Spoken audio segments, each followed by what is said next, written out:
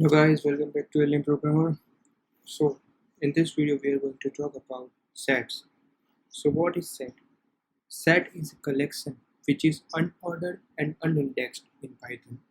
Sets are written with the curly brackets. Okay. For example, like this.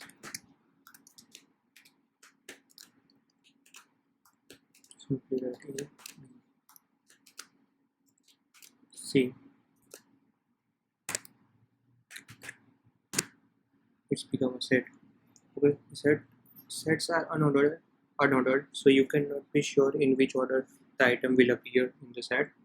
Okay. Once a set is created, you cannot change its item, but you can add a new item. You cannot change A, B, C. You cannot change this, but you can add this into this set like this. Taste dot add new member of the item. D is added. Simply write this. Okay. If you want to update your update, like it's like adding method, but you can add multiple items in this. Taste dot update.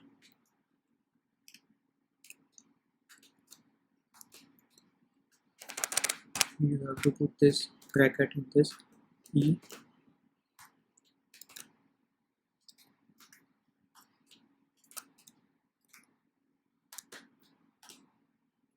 Taste will updated with the multiple item.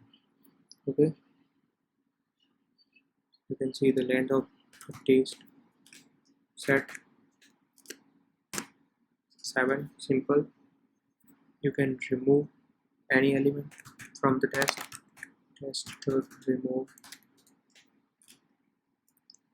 B. Simply write B. It will be removed. Okay.